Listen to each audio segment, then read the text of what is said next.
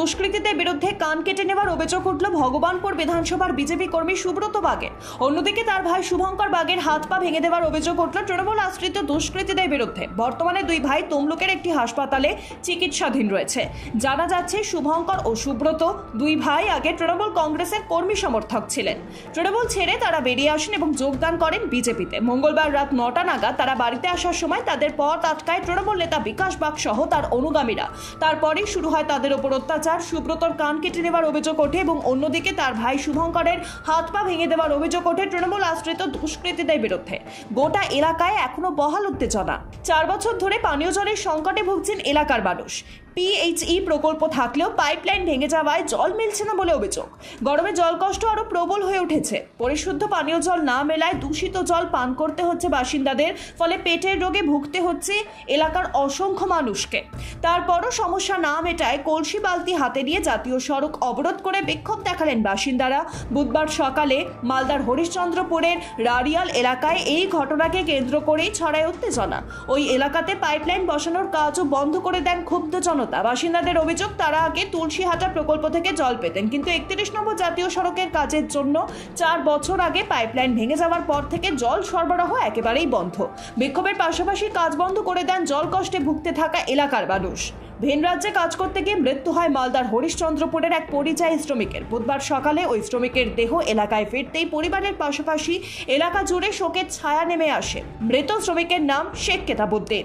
তার বাড়ি হরিশ্চন্দ্রপুর থানার সন্তোষপুর গ্রামে।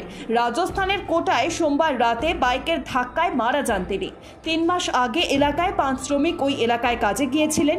সেখানেই তিনি গাছ কাটার কাজ করতেন। কাজ করার সময় তিনি দোকানে ঠান্ডা পানীয় জলের বোতল কিনতে যাচ্ছিলেন, আর সেই সময় রাস্তায় বাইকের ধাক্কায় জখম হন কেতাবুদ্দিন। হাসপাতালে নিয়ে গেলে তাকে মৃত বলে ঘোষণা করা হয়। বীরভূমের 15 নম্বর ওয়ার্ডের বাসিন্দা বিজেপির কর্মী শম্ভু বারুইয়ের বাড়িতে আগুন লাগিয়ে দেওয়ার অভিযোগ উঠল শাসক দলের বিরুদ্ধে।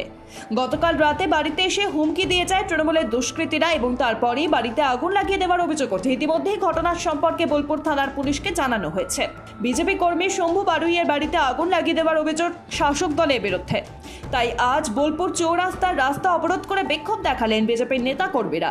উপস্থিত ছিলেন বোলপুর লোকসভা কেন্দ্রের বিজেপি প্রার্থী প্রিয়া সাহা সহ অন্যান্যরা।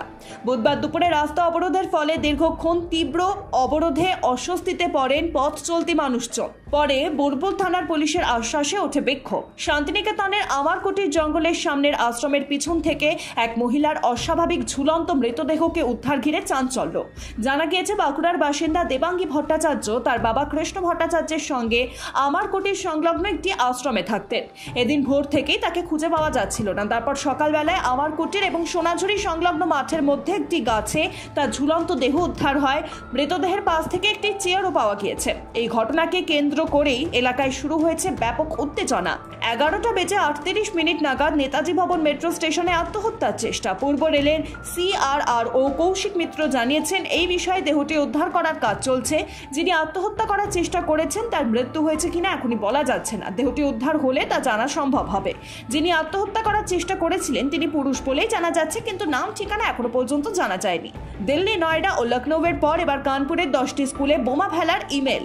মঙ্গলবার রাতে একটি ইমেলের মাধ্যমে নাজিরাবাদের সনাতন ধর্ম মন্দির স্কুল এবং KDMA স্কুল সহ 10টি স্কুলে হুমকি মেল আসে বলে জানা যায়। এই তথ্য পাওয়ার সঙ্গে সঙ্গে সমস্ত সহকারী পুলিশ কমিশনারদের অবিলম্বে গভীর রাতে বোম স্কোয়াড সহ স্কুলগুলিতে তল্লাশি চালানো এবং নিরাপত্তার ব্যবস্থা জোরদার করার নির্দেশ দেওয়া হয়।